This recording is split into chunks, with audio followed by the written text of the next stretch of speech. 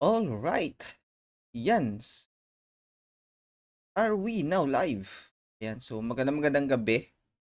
And welcome, no, again dito sa ating another Facebook live training kung saan pag-uusapan natin kung paano ba yung tama na paggamit ng Cosmic Labster account mo. No? Kung meron ka ng Cosmic Labster account, how you can properly use it. Alright? And kung may mga problems ka and you want me to show you the solution, no, na makita mo na live dito, yan, live dito ko pinapakita, dito mo makikita yung pag-solve ng problem mo sa Cosmic Lab Store, then you can comment down below para masolusyonan natin yung problem mo. Okay, so how to edit orders. Alright, so for example, na order na yan ng customer and there's a changes along the way. Like for example, wala yung items, hindi na available yung items pero na-check out ng customer. How you gonna do that?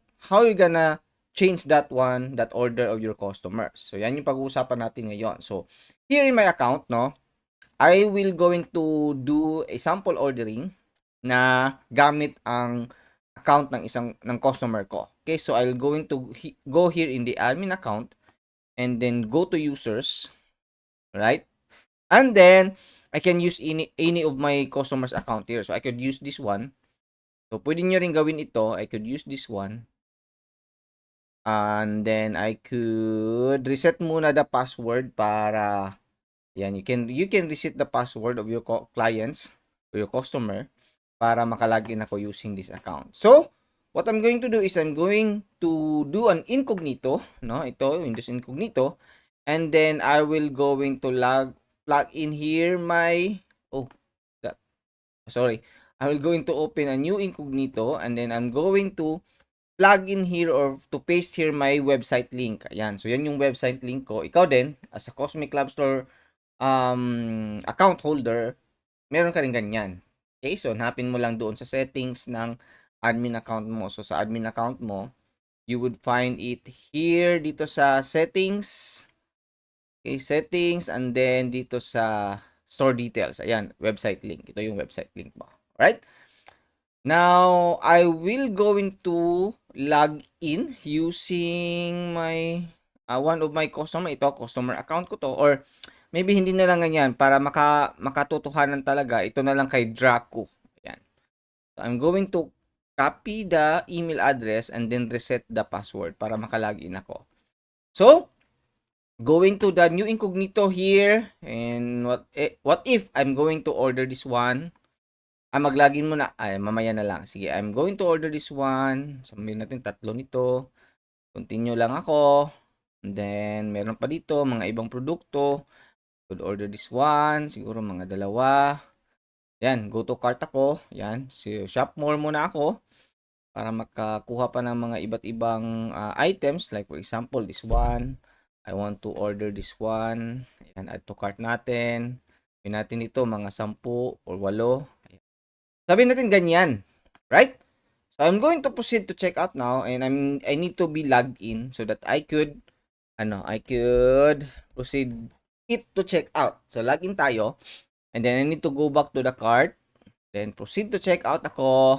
And then, ilagay ko muna yung address ko, Philippines. Ayan. Sabihin natin taga Agusan del Norte, my birthplace. So, Buena Vista, sabihin natin ganyan.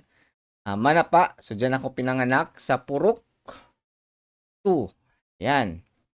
8601, may zip code na kaagad. Then, piliin ko na lang, for example, yung GCash. Check out ako. So, meron ng order ngayon. Now, here in my customer account, I could edit this order na. You can only edit this one if not process pa yung status ng order mo. So, I'm going to go here, orders. Andito yung mga orders ko and my past orders. So, andito yung new order ko, itong November 14. Okay?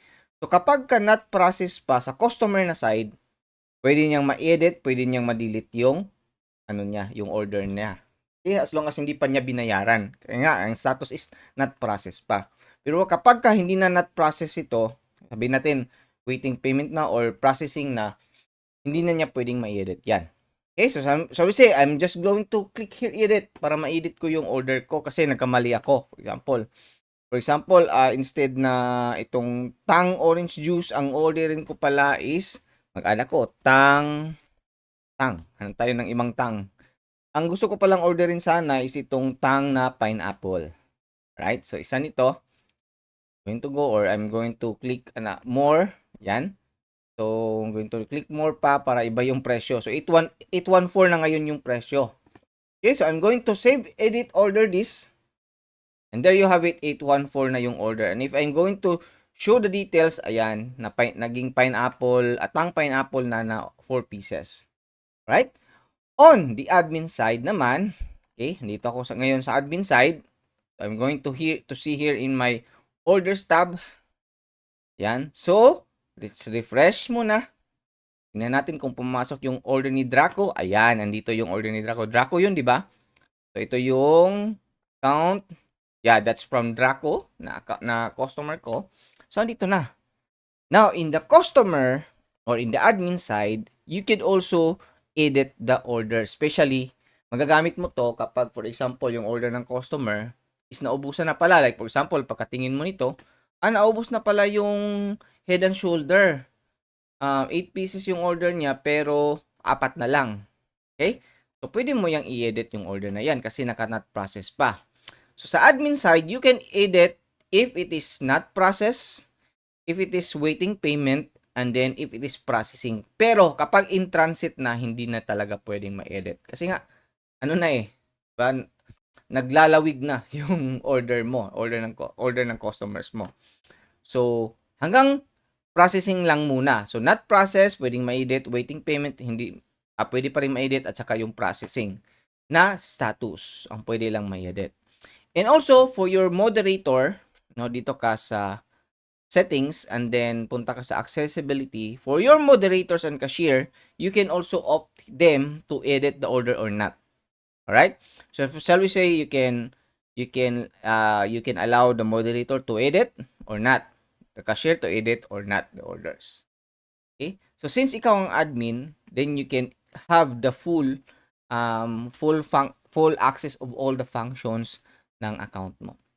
Okay, so shall we say, edit ko to kasi nga, before ko i-proceed, kasi nga, 4 na lang yung natira na head and shoulder. So, tawagan mo si customer, meron naman siyang mobile number dito sa kanyang account, and then, tell him or her na ganun na lang yung amount ng orders na natira.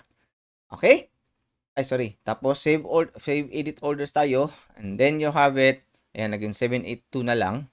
And now, you can change the status kung ipoproceed na. So, waiting payment, kung na-receive na yung payment, then you can mark this as processing. Tingnan natin kung ano yung kalalabasan kung processing na siya.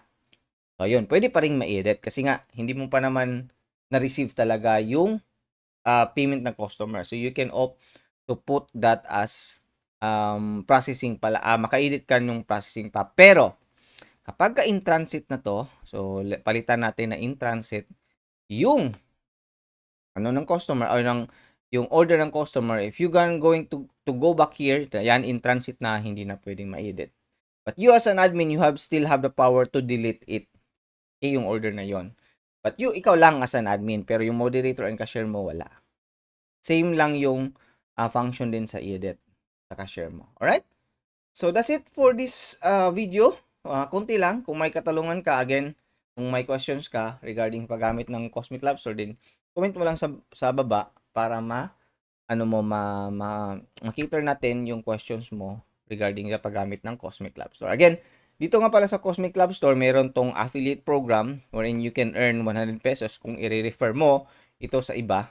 And then you can withdraw automatically. There's a withdraw na function dito. You can automatically withdraw kahit 100 pesos pa lang yung income mo.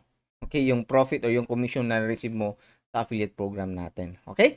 And then if you want to learn more how this affiliate program works, go to the instruction para ma-refer mo ito sa ibang mga merong business na merong ibang may-ari ng business. Alright? So, have a great day. Once again, thank you for watching. Bye-bye.